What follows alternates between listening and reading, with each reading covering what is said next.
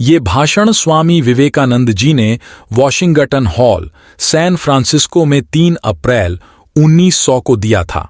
सभी धर्मों में ध्यान पर जोर दिया गया है।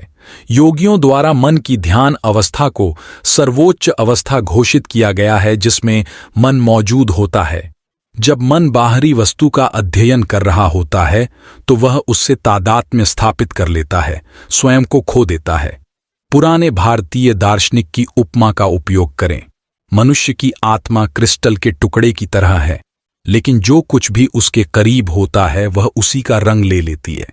रूह जिसे भी छू ले उसे अपना रंग लेना ही पड़ता है। यही कठिनाई है, वह बंधन बनता है। रंग इतना गहरा होता है कि क्रिस्टल स्वयं को भूल जाता है और रंग के साथ अपनी पहचान बना लेता है। मान लीजिए कि एक लाल फूल क्रिस्टल के पास है और क्रिस्टल रंग ले लेता है और खुद को भूल जाता है, सोचता है कि यह लाल है। हमने शरीर का रंग ले लिया है और भूल गए हैं कि हम क्या हैं।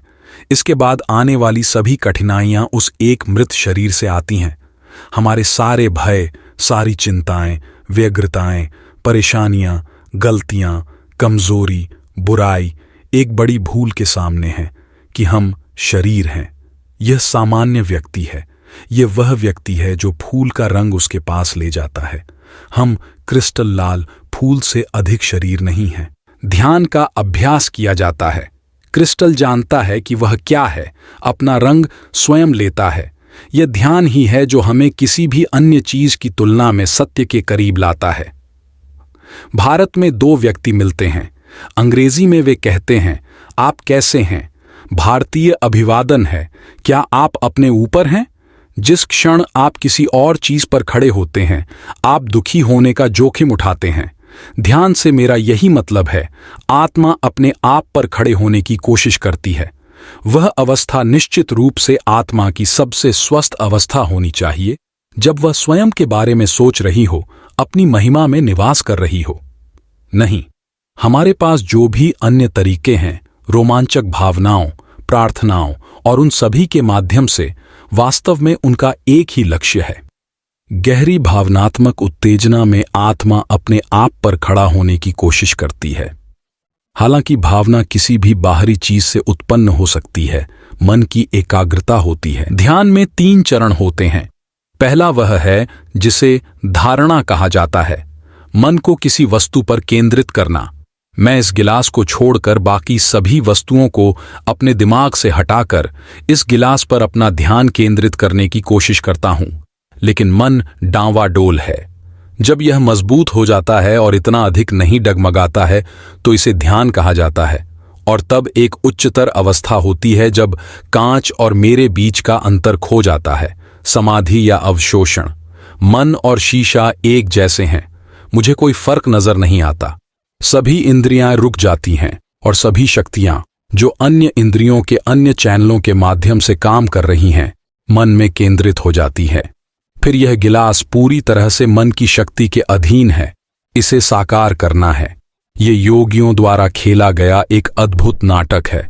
मान लीजिए बाहरी वस्तु मौजूद है, फिर जो वास्तव में हमसे बाहर है वह नहीं है जो हम देखते हैं। जो कांच मैं देख रहा हूं वह निश्चित रूप से कोई बाहरी वस्तु नहीं है। वह बाहरी चीज जो कांच है मैं नहीं जानता और न कभी जान पाऊंगा। कोई चीज मुझ पर प्रभाव डालती है, मैं तुरंत उस पर प्रतिक्रिया भेजता हूं और ग्लास इन दोनों के संयोजन का परिणाम है। बाहर से क्रिया X, अंदर से क्रिया Y। कांच XY है। जब आप X को देखते हैं तो इसे बाहरी दुनिया कहते हैं, Y पर आंतरिक दुनिया। यदि आप अंतर करने का प्रयास करें कि कौन सा आपका मन है और कौन सा संसार, ऐसा कोई अंतर नहीं है। संसार आप और किसी और चीज का संयोजन है। चलिए एक और उदाहरण लेते हैं।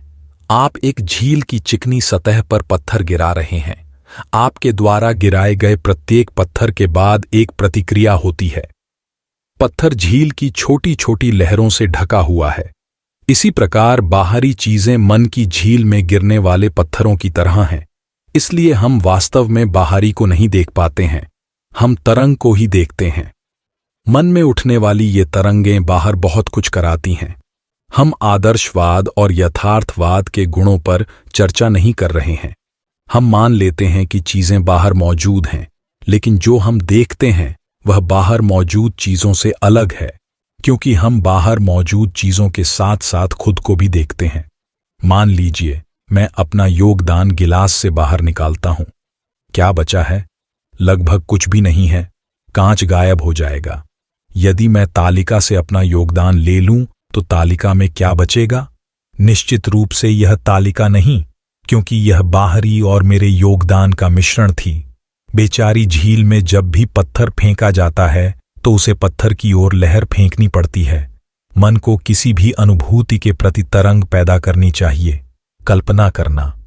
हम मन को रोक सकते हैं। तत्काल हम स्वामी हैं।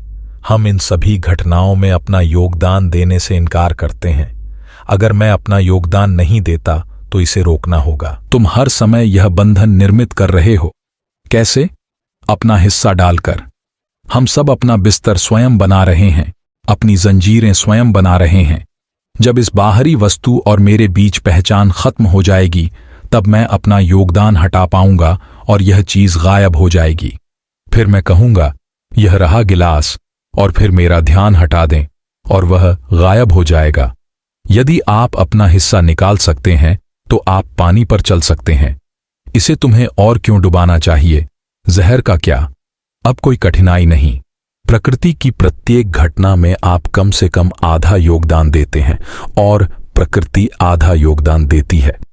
यदि आपका आधा भाग हटा दिया जाए तो बात बंद हो जानी चाहिए। प्रत्येक क्रिया की समान प्रतिक्रिया होती है।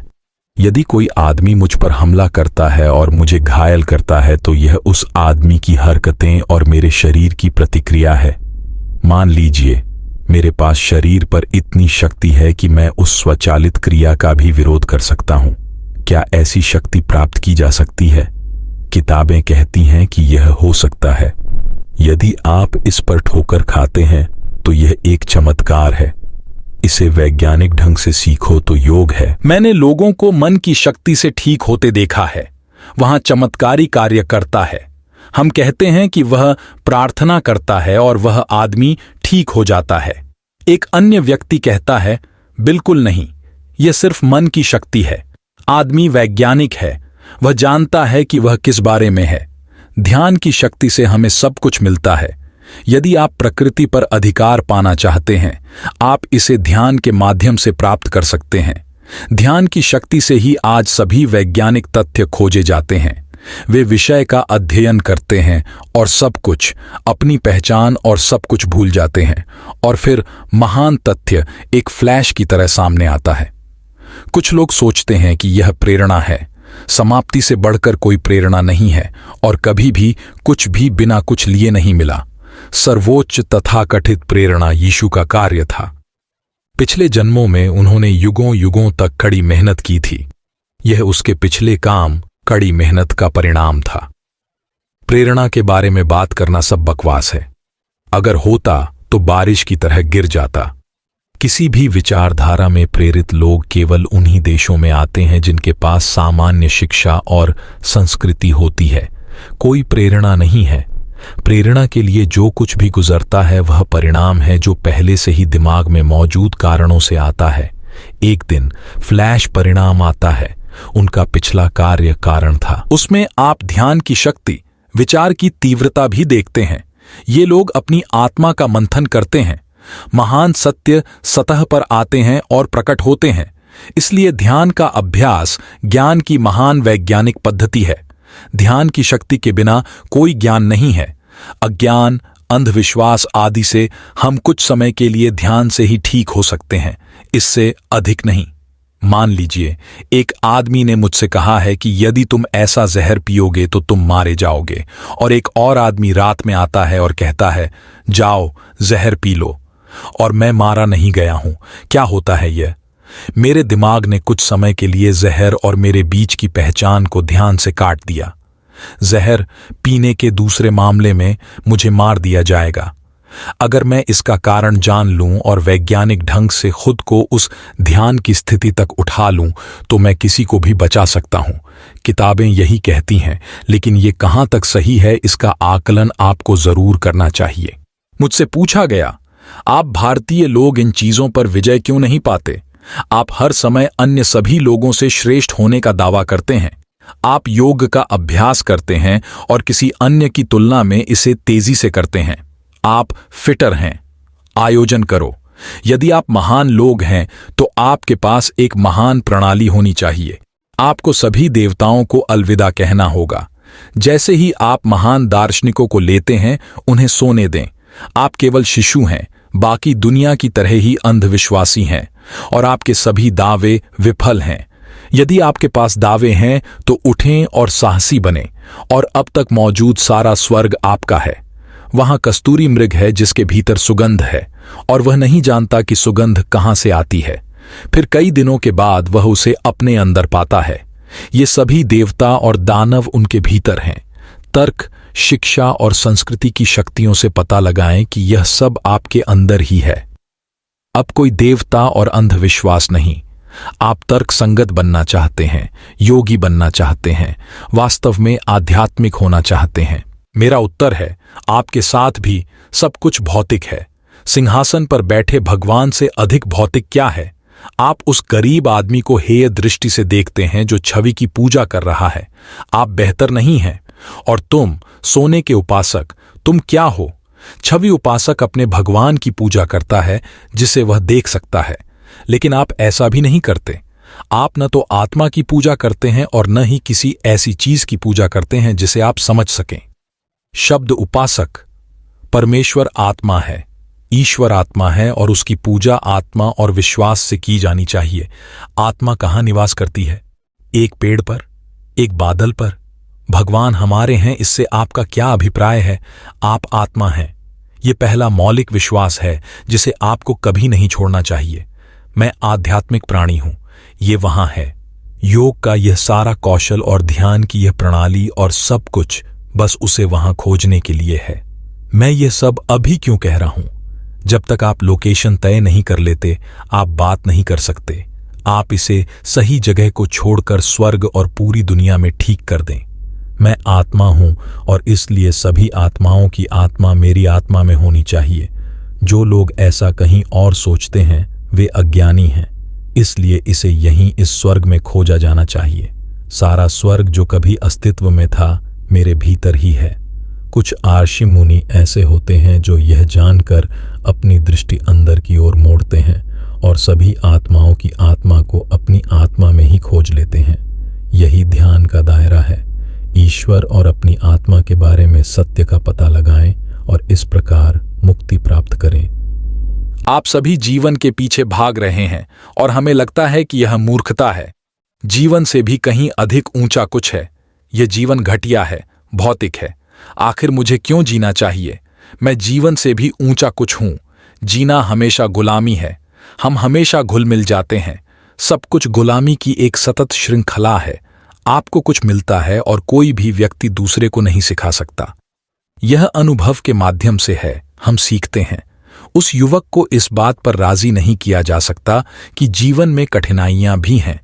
आप बूढ़े आदमी को यह विश्वास नहीं दिला सकते कि जीवन बिल्कुल सहज है। उनके पास कई अनुभव हैं। यही अंतर है। ध्यान की शक्ति से हमने कदम दर कदम इन सभी चीजों पर नियंत्रण पा लिया है। हमने दार्शनिक रूप से देखा है कि इन सभी विभेदों, आत्मा, मन, पदार्थ आदि का कोई वास्तविक अस्तित्व नहीं है। जो कुछ भी अस्तित्व में है वह एक है। बहुत सारे नहीं हो सकते। विज्ञान और ज्ञान का यही अर्थ है। अज्ञान कई गुना देखता है। ज्ञान से व्यक्ति का बोध होता है। अनेक को एक में समेटना ही विज्ञान है। संपूर्ण ब्रह्मांड को एक में प्रदर्शित किया गया है। उस विज्ञान को वेदांत विज्ञान कहा जाता है। पूरा ब्रह्मांड एक है। वह इस सभी प्रतीत होने वाली विविधता से होकर गुजरता है। अब हमारे पास ये सभी विविधताएं हैं और हम उन्हें देखते हैं, जिन्हें हम 5 तत्व कहते हैं: ठोस, तरल, गैसीय, चमकदार, आकाश। उसके बाद अस्तित्व की स्थिति मानसिक और उससे भी आगे आध्यात्मिक है। ऐसा नहीं है कि आत्मा एक है और मन दूसरा है, आकाश दूसरा है, इत्यादि। यह एक ही अस्तित्व है जो इन सभी विविधताओं में प्रकट होता है। वापस जाने के लिए ठोस को तरल बनना होगा। जिस तरह से तत्व विकसित हुए उन्हें वापस जाना होगा। ठोस पदार्थ तरल ईथरीकृत हो जाएंगे। ये स्थूल जगत और सार्वभौमिक का विचार है। बाह्य ब्रह्मांड और सार्वभौमिक आत्मा, मन, आकाश, गैस, चमक, तरल, ठोस है। मन के साथ भी ऐसा ही है। सूक्ष्म जगत में मैं बिल्कुल वैसा ही हूं। मैं आत्मा हूं, मैं मन हूं, मैं ईथर, ठोस, तरल, गैस हूं। मैं जो करना चाहता हूं वह अपनी आध्यात्मिक स्थिति में वापस जाना है। यह व्यक्ति के लिए है कि वह एक छोटे से जीवन में ब्रह्मांड का जीवन जिए। इस प्रकार मनुष्य इस जीवन में मुक्त हो सकता है। वह अपने छोटे से जीवन काल में ही संपूर्ण जीवन जीने की शक्ति प्राप्त कर लेगा। हम सभी संघर्ष करते हैं। यदि हम निरपेक्ष तक नहीं पहुंच सकते तो हम कहीं ना कहीं पहुंचेंगे, और यह अभी से बेहतर होगा। ध्यान में यह अभ्यास शामिल है, हर चीज को परम वास्तविकता आत्मा में विलीन करने का। ठोस द्रव में पिघलता है, वह गैस में, गैस आकाश में, फिर मन और मस्तिष्क पिघल जाएंगे। सब आत्मा है। कुछ योगियों का दावा है कि यह शरीर तरल आदि हो जाएगा। आप इसके साथ कुछ भी करने में सक्षम होंगे। इसे छोटा कर दें या इस दीवार से गैस गुजारें, उनका दावा है। मुझे नहीं पता, मैंने कभी किसी को ऐसा करते नहीं देखा, लेकिन यह किताबों में है। हमारे पास किताबों पर अविश्वास करने का कोई कारण नहीं है। संभवतः हम में से कुछ लोग इस जीवन में ऐसा करने में सक्षम होंगे। ये एक फ्लैश की तरह आता है, हमारे पिछले काम के परिणाम के रूप में। कौन जानता है, लेकिन यहां कुछ पुराने योगी हैं जिन्हें पूरा काम पूरा करने के लिए बस थोड़ा सा काम करना है। अभ्यास। ध्यान, आप जानते हैं, एक प्रक्रिया कल्पना द्वारा आता है। आप तत्वों के शुद्धिकरण की इन सभी प्रक्रियाओं से गुजरते हैं। एक को दूसरे को पिघलाना, उसे दूसरे को उच्च बनाना, उसे मन में, उसे आत्मा में, और फिर आप आत्मा हैं। आत्मा सदैव स्वतंत्र, सर्वशक्तिमान, सर्वज्ञ है। बेशक भगवान के अधीन अनेक ईश्वर नहीं हो सकते। ये मुक्त आत्माएं अद्भुत रूप से शक्तिशाली, लगभग सर्वशक्तिमान हैं, लेकिन कोई भी ईश्वर जितना शक्तिशाली नहीं हो सकता। यदि एक मुक्त आत्मा ने कहा, मैं इस ग्रह को इस तरह से चलाऊंगा, और दूसरे ने कहा, मैं इसे उस तरह से चलाऊंगा, भ्रम होगा। कहीं आप यह गलती न करें। जब मैं अंग्रेजी में कहता हूं मैं भगवान हूं, ऐसा इसलिए है क्योंकि मेरे पास इससे बेहतर कोई शब्द नहीं है। संस्कृत में भगवान का अर्थ है पूर्ण अस्तित्व, ज्ञान और बुद्धि, अनंत स्वप्रकाशमान चेतना। कोई आदमी, यह अवैयक्तिक है।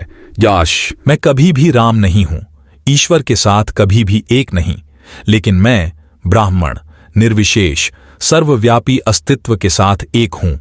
यहां मिट्टी का विशाल भंडार है। उस मिट्टी से मैंने एक छोटा सा चूहा बनाया और तुमने एक छोटा सा हाथी बनाया। दोनों मिट्टी हैं, दोनों को पिघला दो, वे मूलतः एक ही हैं। मैं और मेरे पिता एक हैं, लेकिन मिट्टी का चूहा कभी भी मिट्टी के हाथी के साथ एक नहीं हो सकता। मैं कहीं रुकता हूं, मुझे थोड़ा ध्यान है, आप थोड़ा और, तुम कहीं रुक जाओ। एक आत्मा है जो सबसे महान है, यह ईश्वर है, योग का भगवान, निर्माता के रूप में भगवान, गुणों के साथ। वह व्यक्ति है, वह सर्वशक्तिमान है, वह हर दिल में बसता है। कोई नहीं है, उसे शरीर की जरूरत नहीं है।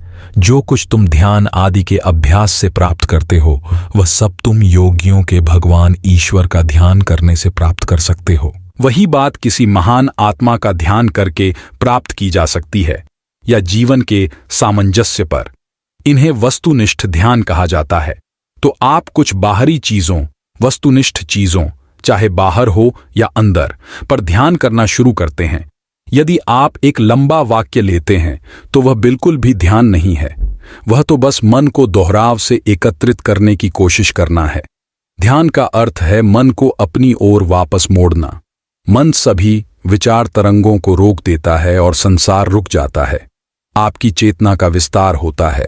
हर बार जब आप ध्यान करेंगे तो आपका विकास होता रहेगा। थोड़ा अधिक परिश्रम करो, अधिक से अधिक, और ध्यान आ जाता है। आप शरीर या किसी अन्य चीज को महसूस नहीं करते हैं। जब आप 1 घंटे के बाद इससे बाहर आते हैं तो आपको अपने जीवन में अब तक का सबसे खूबसूरत आराम मिला होता है। यही एकमात्र तरीका है जिससे आप अपने सिस्टम को आराम दे सकते हैं। यहां तक कि सबसे गहरी नींद भी आपको इतना आराम नहीं देगी। गहरी से गहरी नींद में भी मन उछल कूद करता रहता है। बस उन कुछ मिनटों में ध्यान में आपका मस्तिष्क लगभग बंद हो गया है। बस थोड़ी सी जीवंतता कायम है। तुम शरीर को भूल जाते हो सकता है कि आपको टुकड़े टुकड़े कर दिया जाए और आपको इसका बिल्कुल भी एहसास न हो। इसमें आपको कितना आनंद महसूस होता है, तुम कितने हल्के हो जाते हो। यह उत्तम विश्राम हमें ध्यान में मिलेगा। फिर विभिन्न वस्तुओं पर ध्यान। रीढ़ के विभिन्न केंद्रों पर ध्यान किया जाता है। योगियों के अनुसार रीढ़ की हड्डी में 2 नसें होती हैं जिन्हें ईड़ा और पिंगला कहा जाता है। वे मुख्य चैनल हैं जिनके माध्यम से अभिवाही और अपवाही धाराएं चलती हैं। खोखली सुषुम्ना नामक नहर रीढ़ की हड्डी के बीच से होकर गुजरती है। योगी दावा करते हैं कि यह डोरी बंद है, लेकिन ध्यान की शक्ति से इसे खोलना होगा। ऊर्जा को नीचे रीढ़ की हड्डी के आधार तक भेजना होता है और कुंडलिनी ऊपर उठती है। दुनिया बदल जाएगी। हजारों दिव्य प्राणी आपके चारों ओर खड़े हैं। आप उन्हें नहीं देख पाते क्योंकि हमारी दुनिया हमारी इंद्रियों से निर्धारित होती है। हम इसे केवल बाहर ही देख सकते हैं। आइए हम इसे एक्स कहते हैं। हम उस एक्स को अपनी मानसिक स्थिति के अनुसार देखते हैं। चलो बाहर खड़े पेड़ को ले लेते हैं। एक चोर आया और उसने ठूंठ में क्या देखा? एक पुलिसकर्मी। बच्चे को एक बहुत बड़ा भूत दिखाई दिया। युवक अपनी प्रेमिका की प्रतीक्षा कर रहा था और उसने क्या देखा? उसकी प्रियतमा। लेकिन पेड़ का ठूंठ नहीं बदला था, यह वैसा ही रहा। यह स्वयं ईश्वर है और अपनी मूर्खता से हम उसे मनुष्य, धूल, गूंगा, दुखी देखते हैं। जो लोग समान रूप से गठित हैं वे स्वाभाविक रूप से एक साथ समूह बनाएंगे और एक ही दुनिया में रहेंगे। अन्यथा कहा गया है, आप उसी स्थान पर रहते हैं। सारे स्वर्ग और सारे नर्क यही हैं। उदाहरण के लिए विमानों को बड़े वृत्तों के रूप में लें जो कुछ बिंदुओं पर एक दूसरे को काटते हैं। इस तल पर एक वृत्त में हम दूसरे वृत्त में एक निश्चित बिंदु के संपर्क में रह सकते हैं। यदि मन केंद्र पर पहुंच जाए तो आप सभी स्तरों पर सचेत होना शुरू कर देंगे। ध्यान में कभी कभी आप दूसरे स्तर को छूते हैं और आप अन्य प्राणियों, अशरीरी आत्माओं आदि को देखते हैं। आप ध्यान की शक्ति से वहां पहुंचते हैं। आप देखिए, यह शक्ति हमारी इंद्रियों को बदल रही है, हमारी इंद्रियों को परिष्कृत कर रही है। यदि आप 5 दिनों तक ध्यान का अभ्यास शुरू करते हैं तो आप इन केंद्रों के भीतर से दर्द महसूस करेंगे, चेतना के और श्रवण महीन हो जाता है। इसीलिए सभी भारतीय देवताओं की 3 आंखें हैं। वह मानसिक आंख है जो खुलती है और आपको आध्यात्मिक चीजें दिखाती हैं। जैसे ही कुंडलिनी की यह शक्ति रीढ़ की हड्डी में एक केंद्र से दूसरे केंद्र तक बढ़ती है, यह इंद्रियों को बदल देती है और आपको यह दुनिया दूसरी दिखाई देने लगती है। यह स्वर्ग है, तुम बात नहीं कर सकते। फिर कुंडलिनी निचले केंद्रों तक चली जाती है। आप फिर से मनुष्य हैं जब तक कि कुंडलिनी मस्तिष्क तक नहीं पहुंचती, सभी केंद्र पार नहीं हो जाते और पूरी दृष्टि गायब नहीं हो जाती और आप अनुभव नहीं कर लेते। एक अस्तित्व के अलावा कुछ भी नहीं। आप भगवान हैं। सारे स्वर्ग तुम उसी से बनाते हो, सारे संसार उसी से बनाते हो। वह एक अस्तित्व है और कुछ मौजूद नहीं है। तत्वों की यह शुद्धि, जिसे भूत शुद्धि के नाम से जाना जाता है, अनुष्ठानिक पूजा का हिस्सा है। उपासक यह महसूस करने की कोशिश करता है कि वह पृथ्वी, जल, अग्नि, वायु और आकाश को उनके सूक्ष्म सार और इंद्रियों को मन में घोल रहा है। मन, बुद्धि और व्यक्तिगत अहंकार की भावना महत ब्रह्मांडीय अहंकार में विलीन हो जाती है। महत प्रकृति ब्रह्म की शक्ति में विलीन हो जाता है और प्रकृति ब्रह्म परम वास्तविकता में विलीन हो जाती है।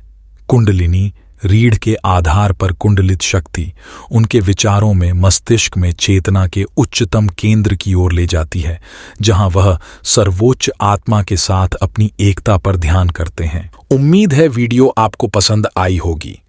अगर हमारा काम पसंद आ रहा हो तो कृपया वीडियो को लाइक कर देना और चैनल को भी सब्सक्राइब कर देना। जल्द मिलते हैं नई वीडियो में।